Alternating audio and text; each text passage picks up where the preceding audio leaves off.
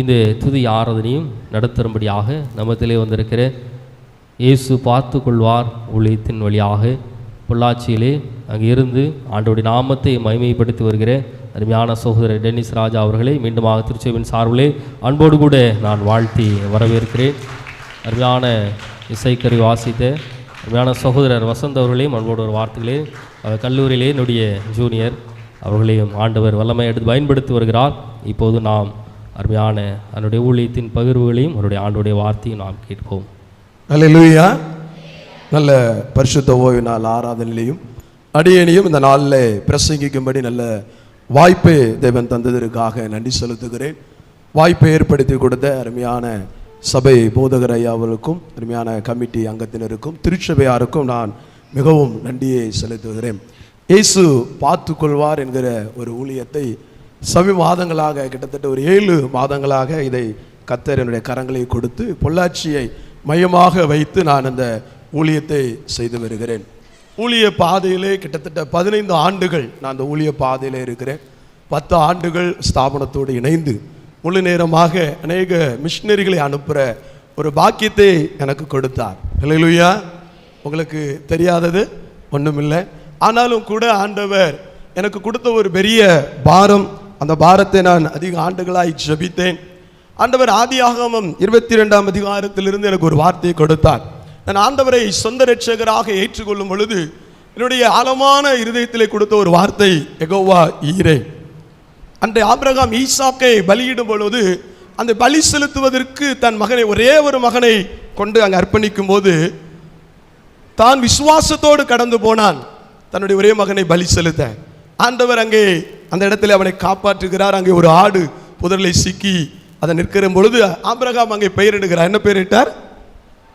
யெகோவா ஈரே, கர்த்தர் பார்த்து கொள்வார். அந்த வார்த்தையை தான் இன்றைக்கு கர்த்தர் எனக்கு இயேசு பார்த்து கொள்வராக கொடுத்தார். இந்த ஊழியத்தின் மூலமாக நாங்கள் இன்றைக்கு 3 பகுதிகளை தேவன் கரங்களிலே கொடுத்திருக்கிறார். அது ஒரு பகுதியை நான் நிறைவேற்றி வருகிறேன். இயேசு இந்த பார்த்து கொள்வார் ஊழியத்தின் மூலமாக ஹெல்பிங் மினிஸ்ட்ரி, உதவி செய்யும் ஊழியமாக கண் தெரியாத மாற்றுத்திறனாளி மத்தியிலே நாங்கள் ஊழியத்தை ஒரு குழுவாக இணைந்து அதை நிறைவேற்றி வருகிறோம். இதை முறைப்படியாக பொள்ளாச்சியிலே இதை ட்ரஸ்டாக பதிந்து இன்றைக்கு நிறைய திருச்சபைகளை துதி ஆராதனையாக இரவு ஜபமாகவும் நான் செய்து வருகிறேன். எங்களோடு அருமையான குழு, பாடல் குழுவினர்கள் சகோதரர் வசந்த் அவர்களே எங்களோடு இசைக்கு வருகிறார்கள். சிம்சோன் என்ற அருமையான ஒரு சகோதரன் நடுவலில் இருந்து இந்த பகுதியுடைய ஒரு பொறுப்பாளராக வாலியண்டியராக ஊழியம் செய்து வருகிறார். அதோடு விக்டர் என்ற அருமையான தம்பி வடுறுப்பேட்டிலிருந்தும் எங்களோடு இணைந்து இந்த திருநெல்வேலி வட்டாரத்திலே நாங்கள் அதிகமான இடங்களுக்கு சென்று ஊழியம் செய்கிறோம். ஒரு அண்ணன் திருநெல்வேலியை சந்திச்சுட்டு இருக்கும்போது ஒரு அண்ணன்ட்ட கேட்டேன், நீங்கள் எப்படி ஆண்டவரை ஏற்றுக்கொண்டீங்கன்னு. அப்போ தங்கராஜன் தான் எனக்கு சுவிசேஷத்தை சொன்னார்கள். அவர்கள் மூலமாக அவர் இந்து குடும்பத்திலிருந்து ஆண்டவரை ஏற்றுக்கொண்டேன் என்று சொன்னார். அல்லேலூயா.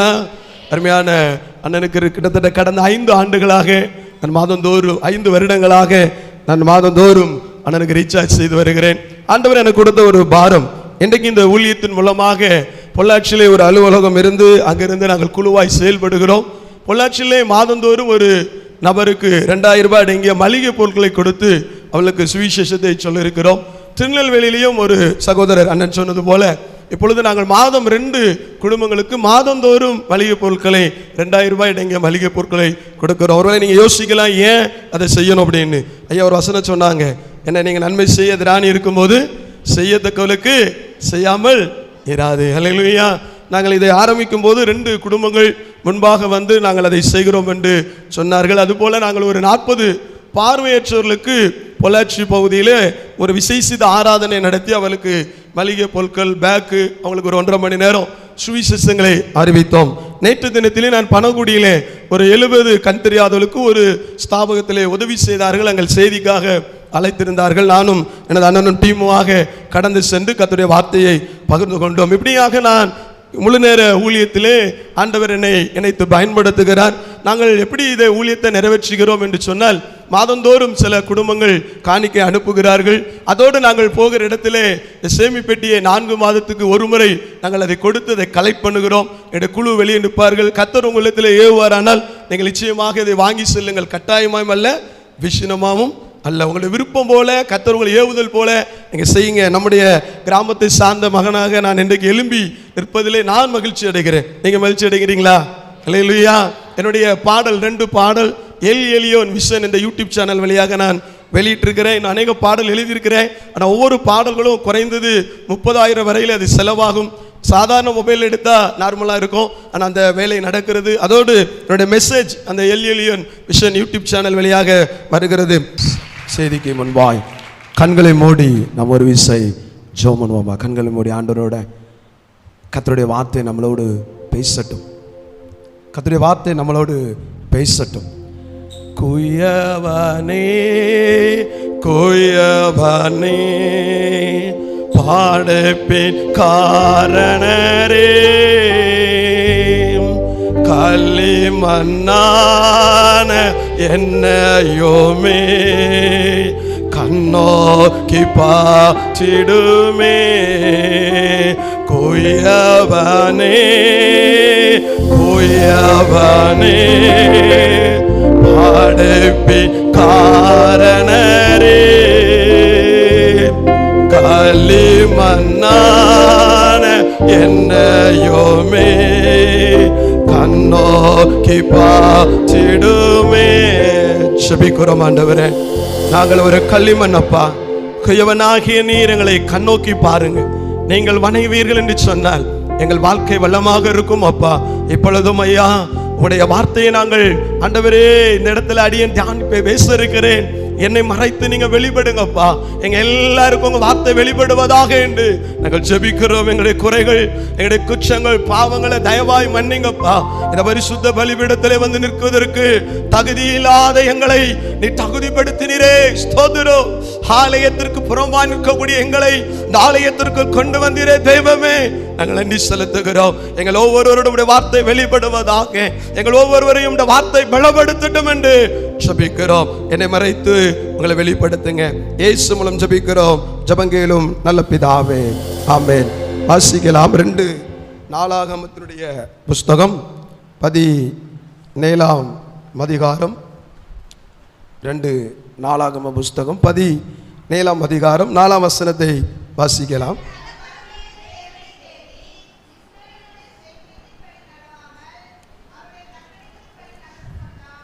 எல்லாரும் சேர்ந்து படிக்கலாமா? எல்லாம் சேர்ந்து 2 நாளாகமும் 17ஆம் அதிகாரம் 9ஆம் வசனம், சாரி 17:4 எல்லாம் சேர்ந்து படிக்கலாமா? 2 நாளாகமும் 17:4 சேர்ந்து. தன்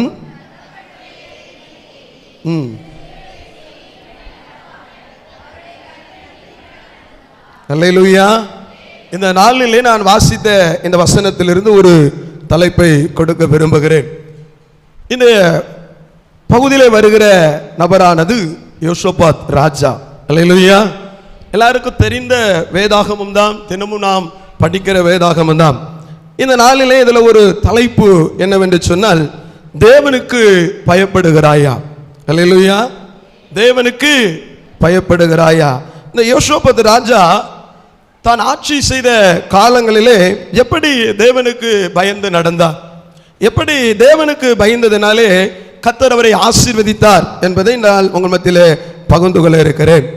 நான் எல்லா திருச்சபைகளுக்கும் போகும் பொழுது நான் கேட்கிற 2 கேள்விகள் எல்லா இடத்துலையும் கேட்பேன். ஏன்னா அந்த செய்திக்கு ஆதாரமாக அந்த வார்த்தை அமையும் என்று நான் நம்புகிறேன். ஏனென்று சொன்னால் இன்றைய நாட்கள் கர்த்தருக்கு பயப்படுகிற பயம் என்பது குறைந்து போன ஒன்றாக இருக்கிறது. ஏனென்றால் கர்த்தருக்கு பயப்படுகிற பயம் இருக்குமானால், ஆலய மணி 9க்கு அடிக்குமானால் நிச்சயம் நம்ம எத்தனை மணிக்கு இங்கே இருப்போம்?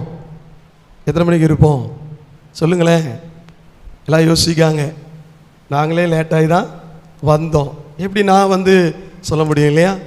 நான் வந்து உட்கார்ந்தோடனே கவனித்தேன். நம்ம நாள் ஆலய மணி அடிக்கும் போதே என்ன கூட்டம் நிரம்போம். தம்பி 2 தம்பி நான் தம்பி என்ன ஃபேண்டே போடலை, டவுசர் தான். என்னாச்சு தம்பி? இன்னும் தான் போகிறேன் அப்படின்னா கஷ்டமாக தான் இருந்தது. சரி, ஏன் சொல்லுறேன்னா தேவனுக்கு பயப்படுகிற பயம் இன்னைக்கு அதிகமாக இருக்கா குறைவாக இருக்கா? சொல்லுங்களேன். பக்கத்தில் கைப்பிடி சொல்லுங்களேன்.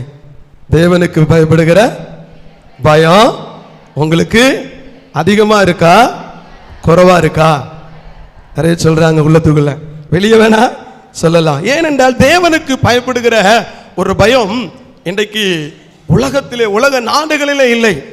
இன்றைக்கு அதை விட வேத வசனத்தை பிரசங்கித்துக் கொண்டிருக்கிற சபைகளிலும் அது குறைந்து விட்டது என்பதுதான் இந்த கால வசனத்தில் அவங்களோட சொல்ல இருக்கிறேன். இன்னைக்கு நீங்க தேச நாடுகளுக்கு போனீங்கன்னா இன்னைக்கு பயங்கரமான யுத்தங்கள், தேசத்துக்கு விரோதமாய் தேசம் என்ன செய்து எழும்புகிறது. ஆண்டவருடைய தீர்க்க தரிசனங்கள் சொன்னாலும் கூட ஜனங்கள் இன்றைக்கு ஒரு பெரிய யுத்தத்துக்கு நேராக தான் இருக்கிறார்கள். நீங்க உக்ரைனுடைய பிரச்சனையா இருக்கட்டும், காசாவுடைய பிரச்சனையா இருக்கட்டும், ஈரானுடைய பிரச்சனை, நிறைய யோசிக்கிறாங்க. அதெல்லாம் எதுக்கு என்கிட்ட சொல்றீங்க? எங்க பிரச்சனையே பெரிய பிரச்சனை. ஏனென்றால் நீங்கள் எல்லாம் கவனிக்கணும், தேசத்தின் நாடுகளிலேயும் இன்னைக்கு பயம் இல்லை. இன்றைக்கு தேசங்களுக்குள், மாநிலங்களுக்குள்ள பயம் இல்லை. இன்றைக்கு வாழுகிற ஜனங்களுக்குள்ளே பயம் இல்லை. இன்னைக்கு துணிகரமாக ஒரு மனிதனை கொல்லவும் அழிக்கவும். இன்னைக்கு சமீபத்தில் ஒரு உன்னதமான காரியம் ஓடிட்டே இருந்து நகவேலை என்ன செஞ்சுட்டு கூடிருச்சா குடிச்சா இல்லையா தெரியாத மாதிரியே இருக்கிறீங்க. நகவேலை குடிச்சா கூடலையா? ஆமா, அடிக்கடி வரும். 200, 2000, 2500 இதெல்லாம் கூடும் பொழுது ஒரு பக்கம் வேதனையா இருந்தாலும் இன்னொரு பக்கம் பெரிய வேதனை. என்னன்னா அந்த நகையை ரோட்ல என்ன செய்ய முடியல, போட்டுட்டு போக முடியல. ஹல்லேலூயா. ஏன்னா பயம் இல்லாத ஒரு சூழ்நிலைகள். தான் வாழ்வதற்காக மனிதன் எதையும் செய்ய துணிந்து விட்டான். ஆனா இங்க இந்த யோசபாத் ராஜா எப்படி வாழுகிறாராம்? தன் தகப்பனுடைய தேவனை தேடி இஸ்ரவேலின் செய்கையின்படி நடவாமல் அவருடைய கற்பலின்படி என்ன செய்தாரா? நடந்து கொண்டான். ஹல்லேலூயா. நான் 2 கேள்வி கேட்பேன்னு சொன்னேன்ல, அது என்ன அப்படின்னா, ஒரு வருஷத்துல 365 நாட்கள் இருக்கு. 65 தானா? 65 நாட்கள். அதுல நம்ம ஆரம்பத்தில் பிறந்ததுலேருந்து ஒரு கிறிஸ்தவ குடும்பத்தில் பிறந்தனாங்க. யாரும் இப்போ புதிதாக என்ன செய்யல, இயேசு ஏற்றுக்கொண்டு வந்திருக்கீங்களா? கிடையாது இல்லையா? எல்லாருமே பிறந்ததிலிருந்து என்னதுதான் கிறிஸ்டியன். அப்படிப்பட்ட ஒரு கிறிஸ்தவ குடும்பத்தில் ஒரு 365 நாளில் ஒரு 100 நாட்களை லெஸ் பண்ணுவோம். ஒரு தலைவலியோ, காய்ச்சலோ, ஃபங்க்ஷனோ, ஒருவேளை அசனத்தனைக்கு பயங்கர பிஸி, இல்லை பண்டிகை, ஏதோ ஒன்று. ஆனால் மிச்சமுள்ள நாட்களில் நீங்கள் எல்லாரும் தினமும் வேதம் வாசித்திருக்கிறீர்களா? ஒரே ஒரு கேள்வி, முதல் கேள்வி. தினமும் வேதம் படிச்சுட்டாங்க. அட்லீஸ்ட் ஒரு 265 நாளாவது தினமும் தடையில்லாமல் படிச்சிருப்பேன். ஏன்னா அந்த பிரசங்கத்தை தொடங்கும் போது கேட்கும்படியான ஒரு பாரம் எனக்குள்ள வந்தது. ஏன்னா இன்றைக்கு நான் ஊழியத்தில் கடந்து போற எல்லா வீடுகளிலும் போய் முதலாவது சொல்வது, தம்பிமாட்ட எல்லாம் பைபிள் படிச்சியா, ஜெபம் பண்ணியா? ஏன்னா என்னை அப்படிதான் உருவாக்கினார்கள். எனக்கு என் மகன் நான் காலைல எந்திரிச்ச உடனே அவனுக்கு கொடுக்குற முதல் ஒர்க் என்னன்னா, ஃபேஸ் வாஷ் பண்ணிட்டு என்ன செய்யணும், பைபிள் படிக்கணும். இன்னைக்கு ஆண்டோடைய கிருபையினால சங்கீதத்தை 180 முடிச்சவன் நீதிமொழிகளுக்கு வந்துட்டான். ஹல்லேலூயா. அவன் 2nd ஸ்டாண்டர்ட் தான், நான் 1st ஸ்டாண்டர்ட்ல ட்ரைனிங் கொடுத்தேன். ஏன்னா நான் அதை படிக்காததுனால தாமதமாய் ஆண்டவரை ஏற்றுக்கொண்டவன். என் பிள்ளை அப்படி இருக்கக்கூடாது, என் சந்ததி அப்படி இருக்கக்கூடாது. இன்னைக்கு அவன் சண்டே கிளாஸ் ஃபர்ஸ்ட் எடுப்பான், கீபோர்ட் கிளாஸ் போறான். நான் பெருமைக்காய் சொல்லலை, நமக்கு கொடுத்த ஒரு பெரிய வாய்ப்பு என்ன, தேவனுக்கு பயப்படுகிற பயம். ஏன்னா 365 நாட்களிலும் இன்னைக்கு மொபைல் ஆனது, இந்த உலகமானது நம்மளை என்ன செய்யுது, காலையில் எழுந்து பிஸி ஷெட்யூல் கொண்டு போயிட்டு. நிறைய பேர் சொல்றாங்க, எங்க பிரதர் காலையில் எழுந்திரிச்சோடனே என் வீட்டுக்காரரை வேலைக்கு அனுப்பணும், பிள்ளைகளை அன்னைக்கு 8 பிள்ளை 9 பிள்ளை பெற்றெடுத்தவங்க கூட பிள்ளைகளை வளர்க்க யாராவது கஷ்டப்பட்டாங்களா? ஆனால் எனக்கு 2 பிள்ளை தான். ஏன்னா நானும் காலையில் என் பிள்ளைகளுக்கு ஸ்கூல் பேக்கெல்லாம் ரெடி பண்ணி விடுவேன். எங்கள் மாமா ஒரு பக்கம் சாப்பாடு ஊட்டுவாங்க, இங்கே ஒரு பக்கம் அந்த மாட்டணும். அப்போ டேடி பேக் எடுமா, லஞ்ச் பேக் எடுமா, பாதியில் அது மறந்துடும். 2 பிள்ளைகளுக்கு இவ்வளோ பாடுகள். ஆனால் அத்தனை பிள்ளைகளை பெற்ற போதும் கரெக்டாக ஆலயத்துக்கு வருவாங்க, கரெக்டாக ஜெபம் பண்ணுவாங்க, கர்த்தரை தேடினார்கள். ஆனால் இன்னைக்கு என்ன செய்ய முடியல, தேவனை தேடுவதற்கு மனம் இல்லை. காலையில் எழுந்தோடனே வாட்ஸ்அப்பில் யாராவது ஏதாவது அனுப்பியிருப்பாங்களா, ஏதாவது போட்டிருப்பாங்களா, ஏதாவது வீடியோ வந்திருக்குமா? இன்றைய கால பிள்ளைகள், ஒருவேளை வயது மூத்திருக்கவங்க நீங்கள் அதில் அடிமையாக மாட்டீங்க. நான் ஒரு முறை ஒரு மொபைல் கடையில் ஊழியத்தின் மித்தமாக ஒரு அண்ணன் கடையில் இருந்தேன். ஒரு பாட்டியம்மா வந்தார்கள். வந்து உடனே, ஐயா அந்த மொபைலுக்கு ரீசார்ஜ் பண்ணுங்க. அந்த மொபைலை திறந்தால் பேட்ரி இல்லை. அம்மா பேட்ரி இல்லாமல் போட முடியாது. உடனே அந்த அம்மா இன்னொரு பாக்கெட்டில் கொடுத்து, இந்த மொபைலுக்கு போடுங்க. அந்த மொபைல்லையும் பேட்ரி இல்லை. அம்மா இதுலேயும் இல்லை. ஐயோ பாட்டு கேட்க முடியாதா, என்னையா பண்ணணும்? அந்த இடத்துல போய் ஒரு மொபைல் கடை இருக்கு, பேட்டரி வாங்கிட்டாங்க. சரிம்மா நான் போகிறேன். ஏனென்றால் இன்றைக்கு அந்த அளவிற்கு தேவனுக்கு பயப்படாத ஒரு சூழ்நிலைக்குள்ளே வந்து விட்டார்கள். 2வது ஒரு காரியம் என்னன்னா, 365 நாட்களில் நமக்கு குடும்ப ஜெபம்னு ஒன்று சொல்லுவாங்க இல்லையா? சொல்லுவாங்களா இல்லையா? உண்டா இல்லையா? அதெல்லாம் அந்த காலத்தில் பாட்டியம்மா நடத்துனாங்க. இப்போ திருமணமான பிள்ளைங்களாம் நடத்துகிறாங்களான்னு தெரியல. ஏன்னா அந்த காலத்தில் நடத்துனாங்க. ஒரு அட்லீஸ்ட் ஒரு 200 நாளாவது நம்ம வீட்டில் குடும்ப ஜெபம் பண்ணியிருப்போமா? கை தூக்குங்களேன். ஒரு சில கை வருது, ரொம்ப சந்தோஷம். ஏன் சொல்றேன்னா, தேவனுக்கு பயப்படுகிற பயம் எங்கே தொடங்குகிறது என்றால், நாம் வாசிக்கிற வேதத்திலிருந்து, நாம் செபிக்கிற குடும்ப ஜெபத்திலிருந்து. இந்த ரெண்டும் ஒரு குடும்பம் சரியாய் செய்து விட்டால் அவர்கள் நிச்சயம் தேவனுக்கு பயப்படுவார்கள். அல்லேலூயா. ஒரு அல்லேலூயா சொல்லுங்களேன். வாசிக்கலாம். அதான் யோசுவா, அதே 2 நாளாகும் 17ஆம் அதிகாரத்தில் நீங்க 3ஆம் வசனத்தை வாசிங்களேன்.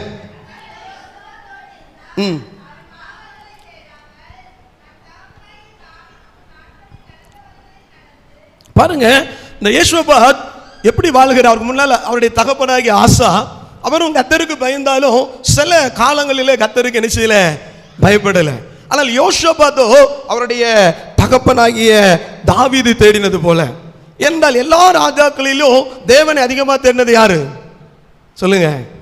தாவீது. அல்லேலூயா. தாவீது அதிகமாய் கர்த்தரை தேடினான். இன்றைக்கு நான் உங்கள் மத்தியில் வைக்கிற ஒரு பெரிய காரியம் என்னவென்றால், தேவனுக்கு பயப்படுகிற மனிதன் எவ்விதமாய் ஆசீர்வதிக்கப்படுகிறார். 2 நாளாகமும் 17:5 வாசிங்க.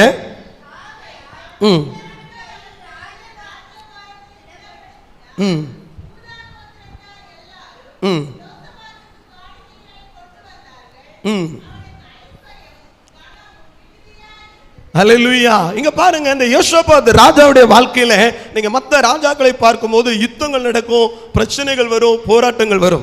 ஆனால் இந்த ஒரு ராஜாவுக்கு மாத்திரம் அங்க என்ன எழுதப்படுகிறதுனா, ஆகையால் கர்த்தர் அவன் கைகளின் ராஜ்யபாரியத்தை திடப்படுத்தினார்.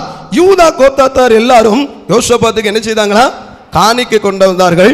அவனுக்கு ஐஸ்வர்யமும் கனமும் மிகுதியா இருந்தது. அல்லேலூயா. பக்கத்துல கையப்பிடி சொல்லுங்களேன், கைப்பிடி சொல்லுங்க. கர்த்தரை பயந்து நீ தேடினீன்னா ஐஸ்வர்யமும் கனமும் உனக்கு தானா வரும். அல்லேலூயா.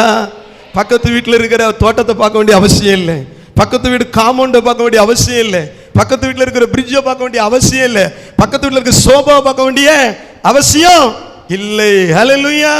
ஏன்னா கர்த்தரை தேடாமல். அதான் மத்தேயு 6ஆம் அதிகாரம் 33 வாசிங்க.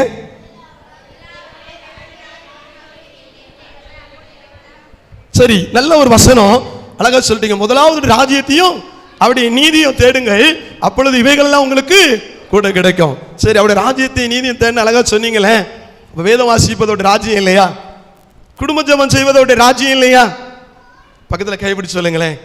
முதலாவது தேவனுடைய ராஜ்யத்தை தேடுங்கன்னு சொல்றேன், நீங்க அவரை தேடுங்க. அல்லேலூயா. ஏனென்றால் அவருடைய ராஜ்யத்தை இன்னைக்கு தேடாமல், அவருடைய ராஜ்ய வேலைகளை இன்னைக்கு விரும்பாம, நீதியை செய்யாம, இன்னைக்கு ஐஸ்வர்யமும் கனமும் வாழ்க்கையில வருமானால் அது தேவன் கொடுத்ததே இல்லை. அல்லேலூயா.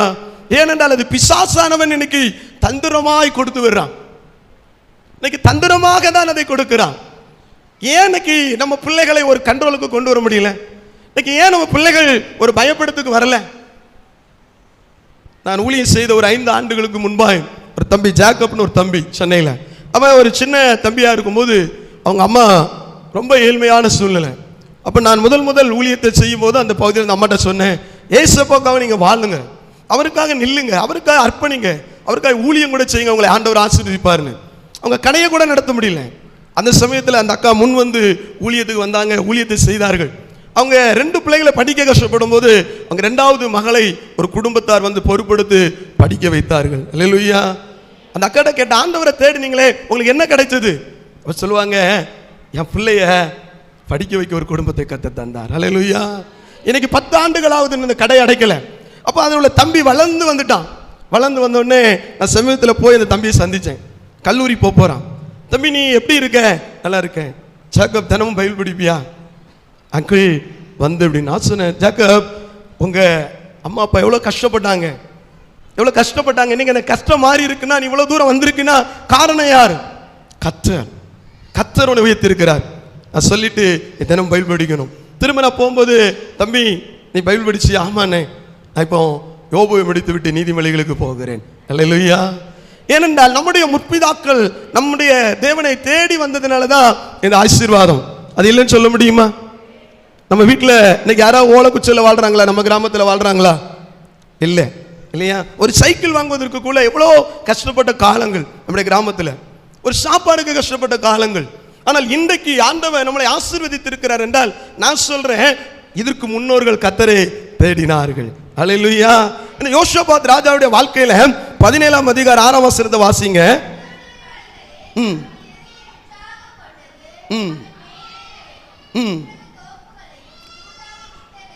பாருங்க, அந்த கர்த்தருடைய வழிகளில் அவன் நடக்கிறவன் வாழ்க்கையில் என்ன செய்தானா, விக்கிரக தோப்புகளை, அங்க விக்கிரக ஆராதனை அகற்றினான்.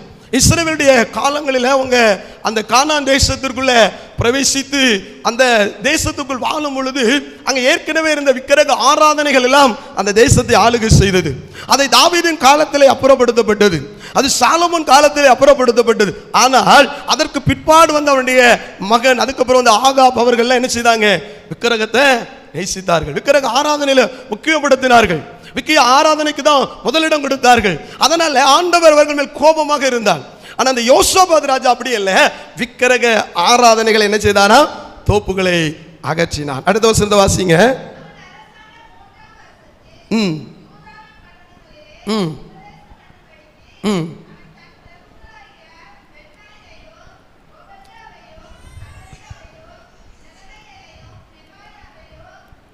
பாருங்க, இங்க யோசபாத் ராஜா அவன் விக்கிரக தோப்புகளை அகற்றினது மாத்திரம் அல்ல, விக்கிரக ஆராதனைகளை எடுத்து போட்டது மாத்திரம் அல்ல, அவன் அரசாண்ட காலத்துல யூதா பட்டணத்தில் முழுவதிலும் உபதேசம் பண்ணுவதற்கு என்ன செய்தானா, ஆட்களை ஏற்படுத்தினான்.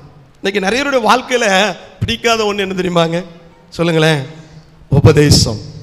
உபதேசம் நீங்க உபதேசம் பண்ணி பாருங்க, தம்பி குடிக்காதடா, உனக்கு என்ன, ஏன் பணம், நான் குடிப்பேன்.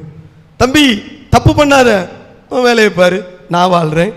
தம்பி நீ இப்படி இருக்காத, தங்கச்சி நீ இப்படி இருக்காத, உனக்கு என்ன, நான் என் வேலையை பார்ப்பேன். ஏன்னா அதுக்கப்புறம் பதில் சொல்ல முடியுமா, முடியாது. ஆனால் இங்க கர்த்தரை தேடின யோசபாத் ராஜா அவன் தேடினது மாத்திரம் அல்ல, தான் பட்டணம் தேவனை அறியும்படி என்ன செய்தானா, ஜனங்களை ஏற்படுத்தினார். இந்தியாவில் வில்லியம் கேரி என்ற ஒரு மிஷினரி வந்தார் இல்லையா? அந்த மிஷினரி இந்தியாவுக்கு வரும்போது அந்த சிராம்பூர் பகுதியில் வந்து இறங்குறார். அவர் வந்து ஊழியம் செய்யும் பொழுது அநேக பாடு வந்தது, உபத்திரம் வந்தது. ஆனால் அதையெல்லாம் அவர் பாராம அங்கே உள்ள ஜனங்களுடைய அடிமைத்தனத்தை அகற்ற வேண்டும் என்று தன் மனைவியை அங்கே பறிகொடுக்கூடிய சூழ்நிலை, தன் பிள்ளைகளை பறிகொடுக்கூடிய சூழ்நிலை, தான் பெற்ற தன் மகனை தன் கையாலேயே அடக்கம் செய்தார் வில்லியம் கேரி.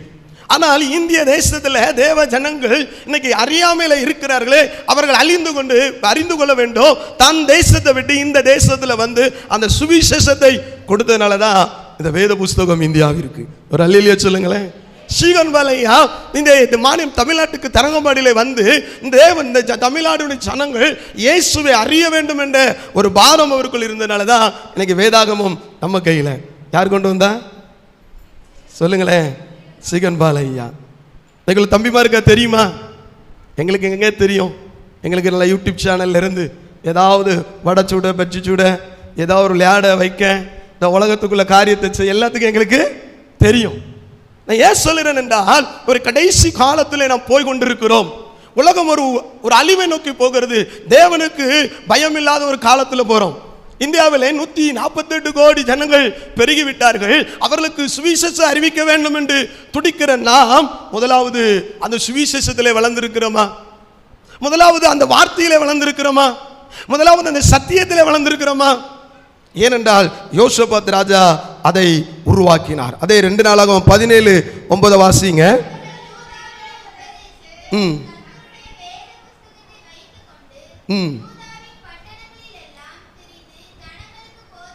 பாருங்க, அவர் யோசபாத் ராஜா அங்க யுத்தத்தை நடப்பிக்கலை, அங்க ஐஸ்வர்யத்துக்கு அவர் கஷ்டப்படல, பணத்துக்காக பொண்ணுக்காக அவர் கஷ்டப்படல.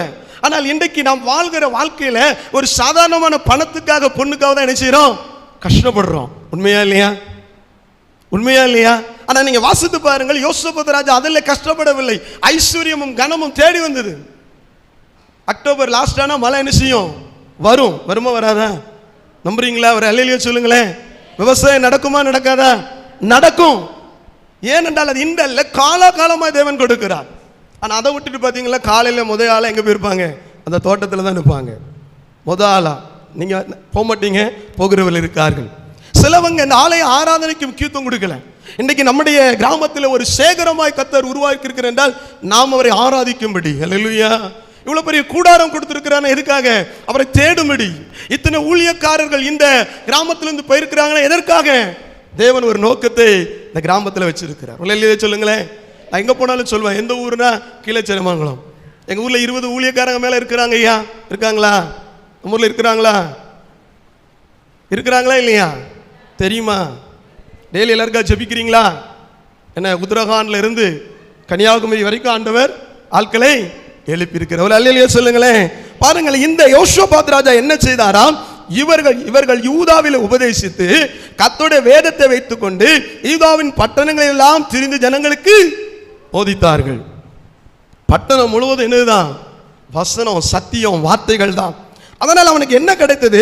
அந்த 10ஆம் வசனத்தை வாசிங்க.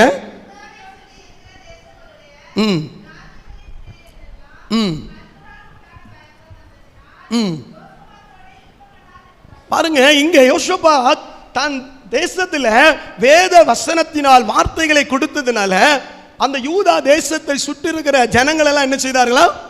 பயப்பட்டார்கள். அல்லேலூயா.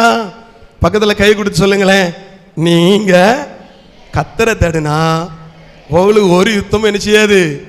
வராது. வருமா? கர்த்தரை தேடாததுனாலதான் நமக்கு பாடுகள், உபத்திரவங்கள், போராட்டங்கள் வருகிறது. ஆனா இந்த யோசபாத்துடைய காலங்களை படிக்கும் போது மிக ஆச்சரியம். யூதாவை சுற்றி இருக்கிற தேசங்களுடைய ராஜ்யங்களையும் எல்லாம் கர்த்தரால் உண்டான பயங்கரம் என்ன செஞ்சுச்சா? வந்துச்சு. அங்க ஒண்ணுமே இல்லை, யுத்தமே பண்ணல. அடுத்த வசனத்தை நீங்க வாசிங்க, 11ஆம் வசனத்தை.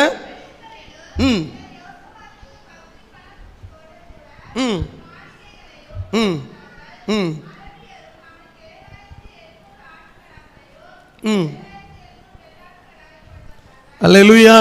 பாருங்க, இந்த யோசபாத் ராஜா எந்த ஒரு யுத்தமும் பண்ணல, எந்த ஒரு எதிரி நாட்டோட போகல. ஆனால் ஒன்று செய்தான், தான் யூதா தேசமாகிய தன் தேசத்தை முழுவதிலையும் என்ன செய்தான்?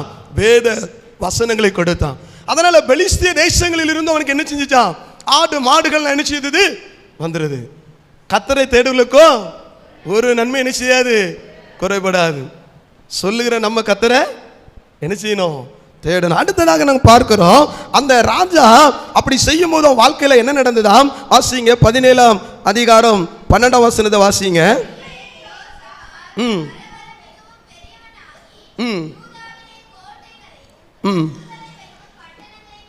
பாருங்க, அவன் வர வர என்ன செய்தானா? பலத்து கொண்டே போனானா? பலத்து கொண்டே போகிறான். இன்னைக்கு ஏன் நம்ம சில பகுதிகளில் ஆசீர்வாதம் இல்லை? ஏன் நம்ம வாழ்க்கையில சில மேன்மையில ஏன் அந்த கஷ்டத்தில் இருக்கிறனா? கர்த்தரை தேடுகிற தேடுதல் வாழ்க்கையில இல்லை. உண்மையா இல்லையா? கர்த்தரை தேடுகிற ஒரு மனிதனையும் ஆண்டவர் அழித்ததே இல்லை. நான் 19ஆம் வயதில் இயேசுவை ஏற்றுக்கொண்டேன், அவருக்காக வாழ்ந்தேன், அவருக்காக போனேன்.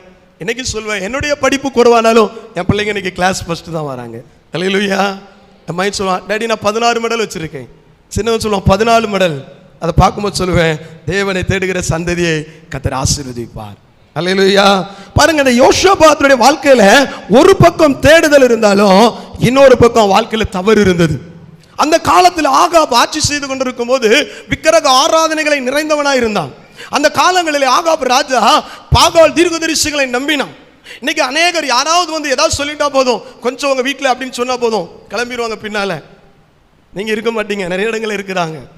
எவ்வளவு தூரம்னாலும் நடப்பான், எவ்வளவு தூரம்னாலும் போவான்.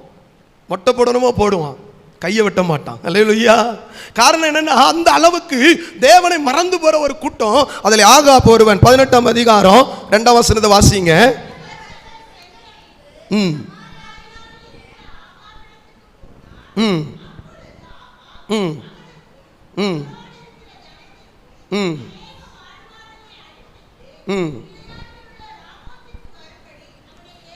பாருங்க, இந்த யோசபாத் அழகா யூதாவிலே கர்த்தருடைய வேலையை செய்யும் போது இந்த ஆகாப் ஒரு பொல்லாத மனிதன், அவருடைய மனைவி எசபேல் ஒரு பொல்லாத மனைவி. ஆகாப் திருமணம் பண்ணும்போதே அந்நிய தேசத்துல தான் திருமணம் பண்ண. ஏற்கனவே இங்க பிரசங்கம் பண்ணும்போது ஆகாபை குறித்து பேசியிருக்கிறேன். அவள் ஒரு விபச்சார வைசித்தன ஆவி உடையவளாய் தேசத்தை ஆளுகை செய்து கொண்டிருந்தான். அதனால ஆண்டவர் ஆகாபுக்கு எதிராக தான் இருந்தார். ஆனால் அவன் தந்திரமாக எதிரி நாட்டுக்கு யுத்தம் பண்ண யோசபாத்தை இருக்கிற பிசாசு சில நேரம் நம்ம சரியாய் வாழும் போது, ஜெபிக்கும் போது, கர்த்தரோட போகும்போது யாரையாவது ஒருவன் நினைச்சுவான், தந்திரமா கொண்டு வந்துருவான். கொண்டு வருவானா? பக்கத்தில் கைப்பிடி சொல்லுங்களேன். தந்திரமா பிசாசு வருவான், நீ கவனமா இருக்கணும், உன் வாழ்க்கையை அழிச்சிருவான். அல்லேலூயா. பாருங்க, அங்க யோசபாத்தை அழைத்து யுத்தத்துக்கு வாங்க. ஆனா யோசபாத்தும் எப்படியோ அவர் ஒரு ராஜா கூப்பிடுறாரு, ஒரு பெரிய ராஜா நினைச்சு போயிட்டான். ஆனால் அவன் செய்கிற பாவத்தை அவன் அறிந்திருந்தால் போயிருக்க கூடாது. ஆனா போனதுடைய விளைவு என்ன பாருங்க. அதே 2 நாளாகும் 18ஆம் அதிகாரம் 5ஆம் வசனத்தை வாசிங்க, 4 வாசிங்க.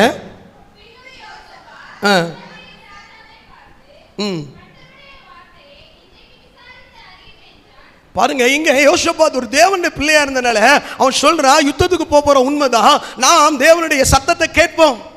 இன்னைக்கு நிறைய நேரங்களில் நம்ம சில விஷயங்களை செய்யும் போது, சில காரியங்களை முடிவெடுக்கும் போது தேவனுடைய சத்தத்தை கேட்பதே இல்லை.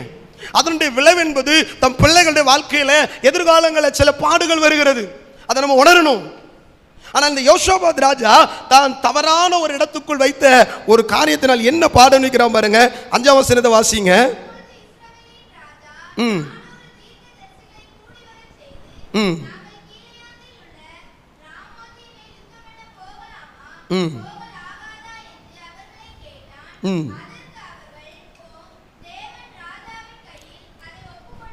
பாருங்க, இங்க ராஜா சொன்ன, யோசபாத் சொன்ன உடனே ஆகாப் ராஜா தீர்க்கதரிசி எல்லாம் கூட்டிட்டு வரான்.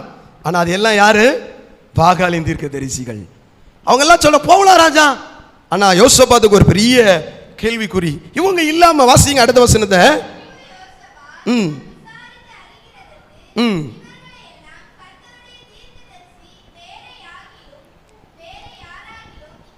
பாருங்க, யோசபாத் கேட்கிறாரு, ஆகாப் ராஜாவே, இஸ்ரவேலின் தீர்க்கதரிசிகள் எங்க? இஸ்ரவேலுடைய தீர்க்கதரிசி இல்லையா? அவரை கூப்பிடுங்கன்னு சொல்லும்போது அவன் சொல்றான், அப்பொழுது இஸ்ரவேல் ராஜா யோசபாத்தை நோக்கி, கர்த்தரை விசாரித்து அறிந்திருக்கு இம்லாவின் குமாரன் மிகாயா என்னும் மற்றொருவன் இருக்கிறான், ஆனா அவனை எனக்கு எதிராக பொல்லாததான் சொல்லுவான். அல்லேலூயா. கர்த்தரை ஒரு மனிதன் தேடவில்லை என்றால் அவனுக்கு எதிராக தேவனுடைய வார்த்தை ஆசீர்வாதமா வருமா? வரவே வராது. அவனுக்கு எதிராக வருகிற வார்த்தை என்னவா இருக்கும்? அவன் செய்கிற தவறை உணர்த்தும். ஆனா மிகாவை அழைத்து தீர்க்க தரிசனம் சொல்ல வைக்கிறாங்க. நீங்க இதை ஃபுல்லா படிச்சீங்கன்னா அப்படியே அவன் தீர்க்க தரிசனம் சொல்றான். அதுக்கு பின்னால ராஜாவை பார்த்து சொல்றான், நீங்க உண்மையிலே யுத்தத்தில் ஜெயிப்பீங்க, ஆனா ராஜாவே, ஆகாப் ராஜாவே, ஒன்று நடக்கும், யுத்தத்தில் தலைவன் இருக்க மாட்டான். அல்லேலூயா. கர்த்தரை தேடாத ஆகாபுடைய வாழ்க்கையில நடந்த ஒரு சம்பவம், கர்த்தரை தேடி ஆகாபோடு கலந்ததுனால யோசபாத் வாழ்க்கையில ஒரு பெரிய மரணத்தின் காரியம் தப்பி வைக்கப்படுகிறது. வாசிங்க 30ஆம் வசனத்தை வாசிங்க. 2 நாளாகும்.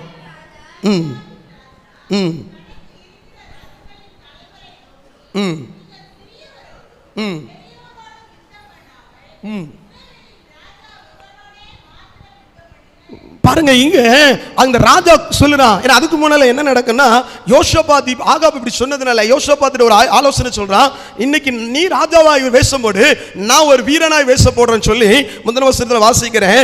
இஸ்ரவேலின் ராஜா யோசபாத்தை பார்த்து, நான் வேஷமாறி யுத்தத்தில் பிரவேசிப்பேன், நீரோ ராஜவஸ்திரம் தரித்திருந்து சொல்லி இஸ்ரவேல் ராஜா வேஷமாறி யுத்தத்தில் பிரவேசித்தான்.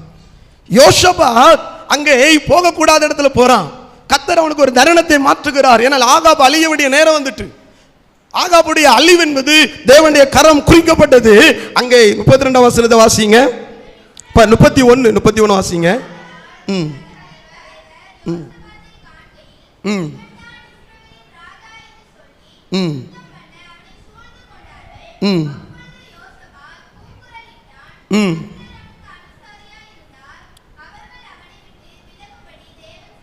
ஒரு அல்லேலூயா சொல்லுங்களேன். நல்ல ஒரு தேவ மனிதன், நல்ல ஒரு யோசபாத். ஆனா ஆகாபோடு போய் அந்நிய காரியத்தில் கலந்து விட்டதுனால அந்த யுத்தத்தில் அவன் மாத்திரம் அன்னைக்கு ராஜ வஸ்திரத்தில் கர்த்தர் அனுசரணை செய்யவில்லை என்றால் அன்னைக்கு ராஜ யோசபாத் மரித்து போயிருப்பார். ஆனால் ஆகாப் அதே சூழ்நிலை மரிக்கிறார். அதனால ஆண்டவர் என்ன சொல்லுகிறார் யோசபாத்துக்கு? 2 நாளாகும் 19ஆம் அதிகாரம் 2ஆம் வசனத்தை வாசிங்க.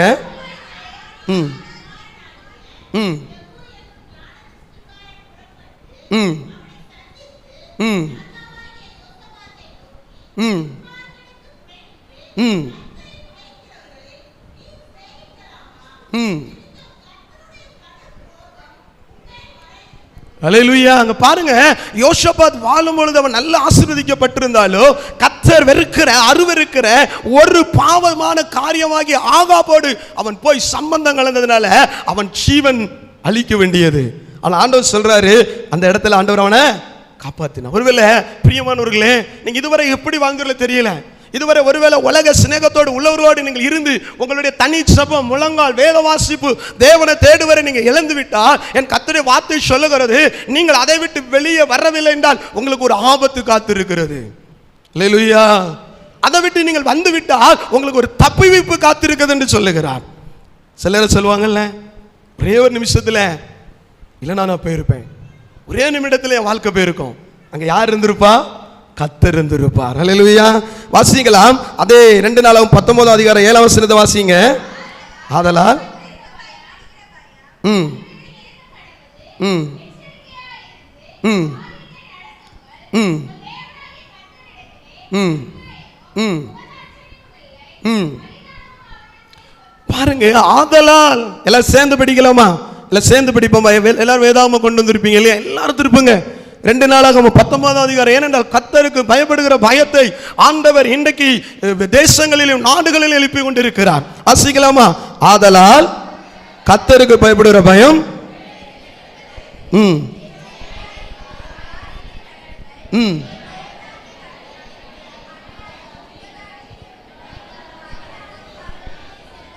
ஒரு அலையிலே சொல்லுங்களேன். கர்த்தருக்கு பயந்து நடக்கணும். அவன் தவறு செய்கிறான், அவனுக்கு கூலி உண்டு. அவள் தவறு செய்கிறா, கூலி உண்டு. தவறு செய்கிற ஒவ்வொரு மனிதருக்கும் இந்த பூமியில இல்லை என்று சொன்னாலும் நரக ஆக்கினைக்கு போகிற ஒரு நாள் வரும். நியாய தீர்ப்பு ஒன்று உண்டு. சீனா தேசத்தில் கம்யூனிஸ்ட் நாடுகளில் ஒரு போதகர் அண்மையாய் சுவிசேஷத்தை அறிவித்த ஒருவரை கைது செய்தார்களாம். கைது செய்த அவரை இயேசுவை மறுதலி, உன்னை நான் கொண்டு விடுவேன் என்று சொன்னார்களாம். உடனே அவன் மறுதலிக்கல. உடனே அவனுடைய மகனை அழைத்துட்டு வந்தாங்க. அவனுடைய மகனை பிடித்து கொண்டு, நீ மறுதலியை கொண்டு விடுவேன்னு சொன்னார்களாம். உடனே ஒரு போதகர் யோசித்தாராம். மகன் சொன்னானா, டாடி தயவு செய்து நீங்கள் மறுதலிக்கார்கள், என்னை அவர்கள் கொண்டால் நான் பரலோகத்திலே இருப்பேன், நீங்கள் மறுதலிக்கல நான் பரலோகத்திலே இருப்பீர்கள், உங்களை நான் பார்ப்பேன் என்று சொன்னார்களாம். அல்லேலூயா. கம்யூனிஸ்ட் நாடாகிய சீனா தேசத்திலே இன்றைக்கு தேவன் பயங்கரமாய் கிரியை செய்கிறார். இந்தியாவிலே நீங்கள் பஞ்சாபுக்கு போவீங்கன்னா இன்னைக்கு பயங்கரமாய் கிரியை செய்து வருகிறார். ஆனால் இத்தனை ஆண்டுகள் இவ்வளவு ஆலயத்தை தந்து இவ்வளவு வார்த்தைகளை கேட்டிருக்கிற நமக்குள்ளே தேவ பயம் இல்லை. தேவனுக்கு பயப்படுகிற பயம் இல்லாதனாலே தேவனுடைய அனுக்கிரகம் நமக்கு இல்லை. அந்த பயப்படுகிற பயம் வரும் பொழுதுதான் கர்த்தர் நம்மளை ஆசீர்வதிப்பார். வாசிக்கலாமா? பிரசங்கி 12 அதிகாரம் 13 14 வசனத்தை வாசிங்க. ம் ம் ம் ம் ம் ம் ம் ம் அல்லேலூயா. பாருங்க, இங்க சொல்லப்படுகிறது, காரியத்தின் கடை தொகையை கேட்பமாக தேவனுக்கு பயந்து அவர் கற்பனைகளை கைகொள். எல்லா மனுஷன் மேல் விழுந்த கடமை இதுவே. பக்கத்துல கையை குறிச்சு சொல்லுங்களேன், பக்கத்துல சொல்லுங்க. தேவனுக்கு பயந்து நடக்கிற கடமை எல்லார் மேல விழுந்தது. உங்க பிள்ளைகளை, உங்களுடைய குடும்பத்தை நீங்க தேவனுக்கு பயப்படுகிற பயத்தில் வளர்த்தா கர்த்தர் உங்களை கோடி மடங்கு ஆசீர்வதிப்பார். நம்முடைய கிராமத்தில் உள்ள அநேக தேவனுக்கு பயப்படுனால ஆசீர்வதிக்கப்படலையா? ஆசீர்வதிக்கப்பட்டிருக்கிறார்கள், பெருகுகிறார்கள். ஆனால் ஆசீர்வதிக்க பயப்படாத சிலரினாலே அவங்க வாழ்க்கையில் அநேக சாபங்கள், பாவங்கள், அதனால் குடும்பத்தில் சமாதானம் இல்லை. ஆனால் தான் பிரசங்கி எழுதுகிறார், ஒவ்வொரு கிரியையும் அந்தகரமான ஒவ்வொரு காரியத்தையும் நன்மையானாலும் தீமையானாலும் தேவன் நியாயத்திலே கொண்டு வருவார். அவன் தப்பு பண்ணிட்டாங்க, அவனுக்கு நியாய தீர்ப்பு இல்லை, வரும். நானும் செய்தால் எனக்கும் வரும். அதனாலதான் ஆண்டவர் அழகா எழுதுகிறார். திரும்ப ஒரு பிரசங்கி 12:13 சேர்ந்து படிக்கலாமா? காரியத்தின் கடைசி தொகையை கேட்போமாக தேவனுக்கு பயந்து அவர் கற்பனைகளை கைகொள். எல்லாரும் மனுஷன் மேல் விழுந்த கடமை இதுவே. இது எல்லாரும் மனுஷன் மேல விழுந்தது. நீ 9 மணியானா 8:50 ஆலயத்துக்கு வரணும். நான் இருக்கிற பொள்ளாச்சியில் கிட்டத்தட்ட 2000 பேர் ஒரு திருச்சபையில் இருக்காங்க. 55 கிலோமீட்டருக்கு அங்கே 7 மணினா 6:50 வருவாங்க. அவங்க அப்போ எத்தனை மணிக்கு கிளம்புவாங்க? குறைந்தது நிச்சயம் 5:30 புறப்படுவார்கள். அங்கே இருக்கிற எல்லாரையும் நான் பார்த்துருக்கிறேன். எல்லாருடைய ஆசீர்வாதத்துக்கு பின்னணி என்னன்னா அவங்க கர்த்தரை தேடுவதனால. அல்லேலூயா. நமக்கு எத்தனை கிலோமீட்டர் இருக்கும்? பயங்கரமான கிலோமீட்டர் இருக்குமா? தூரம் இருக்குமா? ஆனால் நம்ம ஏன் தெரியுமா சில இடத்துல ஆசீர்வாதம் பெற முடியல? இந்த தேவனுக்கு முக்கியத்துவம் கொடுக்கல, தேவ வசனத்துக்கு முக்கியத்துவம் கொடுக்கல, அவருடைய வார்த்தைக்கு முக்கியத்துவம் கொடுக்கல. நீங்கள் இந்த பூமியில வாழதான் போகிறீர்கள், உங்கள் சந்ததி வாழதான் போகுது. ஆனா தேவனுக்கு முக்கியம் கொடுத்து பாருங்க, உங்க பிள்ளைங்க கோடி மடங்கு ஆசீர்வதிக்கப்படுவார்கள். அல்லேலூயா. உங்க பிள்ளைங்க கலெக்டரா வருவாங்க, உங்க பிள்ளைங்க அதிகாரிகளா வருவார்கள், உங்க பிள்ளைகள் உயர்ந்திருப்பார்கள், ராஜாக்களா இருப்பார்கள். காரணம் என்னன்னா, தேவனுக்கு பயப்பட வேண்டுமா? கண்களை மூடி ஜெபம் பண்ணுவோமா? கண்களை மூடி ஆண்டவரோடு கூட ஒரு சில நிமிடங்கள். அந்த வார்த்தை ஏன் உங்களுக்காக வருகிறது தெரியாது. அநேக தலைப்புகளை நான் எடுத்தேன், ஆனால் இந்த ஒரு தலைப்பு தான் எனக்கு வந்தது. நிறைய இருப்பிடங்களை சொல்ல முடியும். மத்தேயு 6:33 சொல்லுகிறது, முதலாவதோட ராஜ்யத்தையும் முதலாவதோட நீதியும் தேடுங்கள். நம்ம கண்ணு முன்னால நிறைய பேர் வாழ்ந்துட்டு இருக்கிறாங்க, நிறைய பேர் கெட்டு போன ஒரு வாழ்க்கை வாழ்றாங்க, அவங்களால ஆசீர்வாதத்தை பார்க்க முடியல. பொல்லாத வாழ்க்கை வாழ்றாங்க, அவங்களால மேன்மை பார்க்க முடியல, அவங்களுக்கு மரியாதை இல்லை, அவங்களுக்கு இந்த பட்டணத்தில் தகுதி இல்லை. ஆனா அவங்க வாழுவார்கள், ஆனால் அவங்க இருப்பார்கள், ஆனா அவங்க உட்கார்ந்த போலதான் இருக்கும். ஆனா துன்மார்க்கன் திடீரென்று காணாமல் போய்விடுவான் என்று வசனம் சொல்லுகிறது. ஆனால் நீதிமானோ பனையை போல செழிப்பான் என்று வசனம் சொல்லுகிறது. அருமையானவர்களே, இந்த காலவேளையில ஆண்டவர் உங்களோடு பேசுகிறார். யோசபாத்துக்கு யுத்தம் இல்லைங்க, ஆனா யோசபாத்துக்கு பிரச்சனை என்பது அவன் கர்த்தரை தேடாத அந்நியர்களோடு போனதுனாலதான். யோசபாத்துக்கு பாடு என்பது தேவனை மறந்து போனதுனாலதான். ஆனா யோசபாத் கர்த்தரை தேட தேட அவனுடைய ராஜ்யம் வளர்ந்தது, அவனுக்கு ஐஸ்வர்யம் வந்தது, அவனுக்கு ராஜ் பெருகினது, மந்தை பெருகினது, ஆடுகள் பெருகினது, வரவுகள் வந்ததாம். ஆனால் ஆண்டவரை தேடாத ஆகாபுடைய வாழ்க்கை அப்படி அல்ல, அங்கே அழிந்து போய்விட்டது. அவன் நிர்மலமாய் போனான், அவன் ஒன்றுமில்லாமல் போய்விட்டான். எசேபேலின் கிரியைகளை கர்த்தர் அழித்தார்.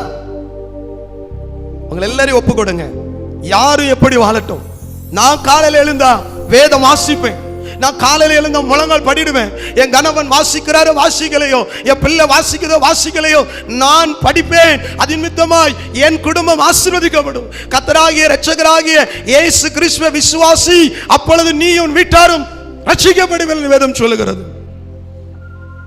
எத்தனையோ சத்தங்களை தேவன் கேட்க பண்ணுகிறார்.